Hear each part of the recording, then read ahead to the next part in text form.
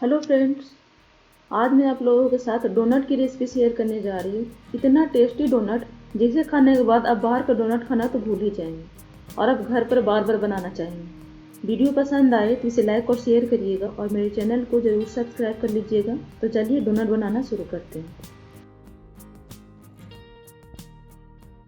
तो डोनट बनाने के लिए सबसे पहले हम ईस्ट को एक्टिवेट करेंगे। बाद में आगे वीडियो में मैं आपको बताऊंगी कि बिना ईस्ट के डोनट कैसे बनाते हैं। तो उसके लिए मैंने आधा कप के लगभग में गर्म दूध लिया है, गुनगुना दूध है। दूध हमें बहुत ज़्यादा गर्म नहीं लेना है और दूध में ही मैंने 1 चम्मच चीनी को घोल लिया था। तो आप चाहे तो इस स्टेज पर भी चीनी को डाल सकते हैं। अब हम इसमें डाल देंगे 1 टीस्पून ड्राई ईस्ट। इसे अच्छे से मिक्स कर लेंगे इस तरह से, ताकि ईस्ट हमारा दूध में अच्छे से घुल जाए। इसके बाद इसे ढककर 5 मिनट के लिए छोड़ देंगे। 5 मिनट के लगभग में हो गया है और ईस्ट हमारा एक्टिवेट हो गया है। अब हम इसमें ऐड कर देंगे 1 कप मैदा,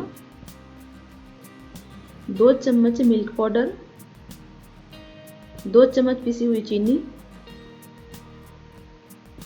और 2 चम्मच मेल्ट किया हुआ बटर।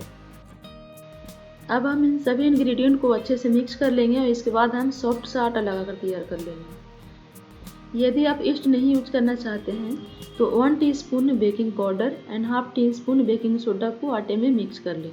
उससे भी आपका डोनट बिल्कुल फ्लफी बनेगा। तो मैंने सॉफ्ट सा आटा लगाकर तैयार कर लिया है और जितना ईस्ट का दूध था उतने में ही मेरा आटा अच्छे से गूंद गया है। यदि आपका दूध कम जाए थोड़ा सा दूध और ऐड कर लें और आटा ज़्यादा गीला हो जाए तो थोड़ा सा सूखा मैदा मिक्स कर लें। आटे के ऊपर थोड़ा सा हम घी या बटर से इस तरह से लगा देंगे और इसके बाद इसे हम ढक देंगे। इसे अच्छे से कवर करना है, तो मैं इसे फॉइल पेपर से कवर कर रही हूँ अच्छे से। आप चाहें तो प्लास्टिक रैप से भी इसे रैप कर सकते हैं या फिर कोई कॉटन का कपड़ा हो तो उससे भी आप इसे ढककर 10 मिनट के लिए छोड़ सकते हैं। तो 10 मिनट के लगभग में हो गया है और आटा हमारा थोड़ा सा फूल गया है, फ्लफी हो गया है, आप देख सकते हैं। तो अब हम डोनट बनाने का प्रोसेस करते हैं। तो डोनट बनाने से पहले आटा को इस तरह से मिक्स कर लेंगे 3-4 मिनट तक। जितना ज़्यादा आप मिक्स करेंगे डोनट आपका उतना ही ज़्यादा फ्लफी बनेगा। तो इस तरह से मिक्स कर लें। इसके बाद हम इसको बेलेंगे। तो थोड़ा सा सूखा आटा लगा लें और इसके बाद इसे बेल लें। तो मैंने इसे बेल लिया है और बहुत ज़्यादा पतला नहीं करना है इसे। इसकी मोटाई दिखाती हूँ आपको। आप देख सकते हैं इतना मोटा ही रखना है हमें इसे। अब हम इसे, यदि आपके पास डोनट कटर है तो डोनट कटर से कट करें, ये नहीं है तो आप ग्लास या कोई भी सर्कल शेप का बर्तन से आप इस तरह से कट कर सकते हैं। तो मैं ग्लास से काट रही हूँ। इसको बीच में डोनट का शेप देने के लिए या तो आप इस तरह का ढक्कन का इस्तेमाल करें। मेरे पास कुकी कटर है तो उसी से मैं इसको शेप दे रही हूँ डोनट का इस तरह से। उसको इस तरह से कट कर लेंगे।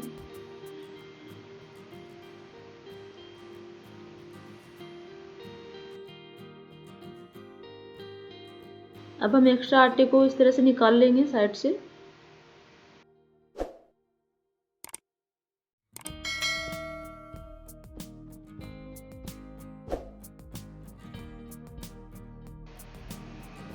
और बाकी बचे हुए आटे को फिर से हम एक बार मिक्स कर लेंगे अच्छे से और इसके बाद इसे भी हम बेल कर उसी तरीके से हम कट कर लेंगे।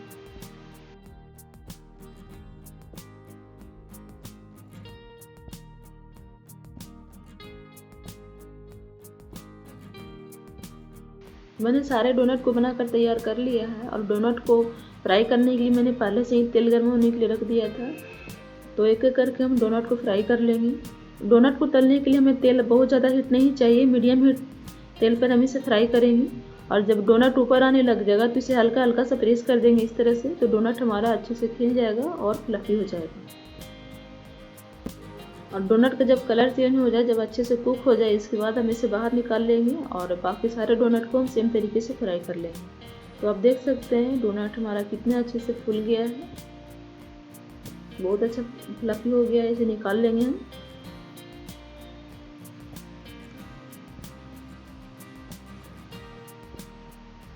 सारे डोनट को हम फ्राई कर लेंगे इसी तरीके से। मैंने सारे डोनट को बनाकर तैयार कर लिया है और बहुत ही फ्लफी डोनट बना है। आप चाहे तो इसको ऐसे भी खा सकते हैं या फिर आप इसे डेकोरेट भी कर सकते हैं। तो मैं इसे डेकोरेट कर रही हूँ। तो इसको डेकोरेट करने के लिए मैंने 100 ग्राम के लगभग में वाइट कंपाउंड लिया है, 100 gram dark compound, rainbow balls and silver balls. तो सबसे पहले हम कंपाउंड को मेल्ट करेंगे।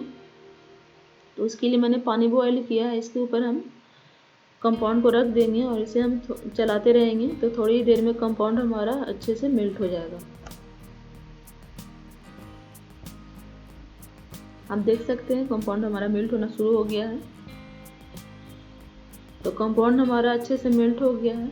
सेम तरीके से हम वाइट कंपाउंड को भी मेल्ट कर लेंगे। इसे हम साइड में रख देते हैं और वाइट कंपाउंड को मेल्ट कर लेते हैं। तो ये कंपाउंड भी हमारा मेल्ट हो गया है। तो अब हम डोनट को डेकोरेट करने की प्रोसेस में चलते हैं। तो हम सभी डोनट को एक एक करके इस तरह से हम कंपाउंड में डीप करते जाएंगे और इसको हम साइड में रखते जाएंगे। इस तरह से डीप कर लें सारे डोनट को।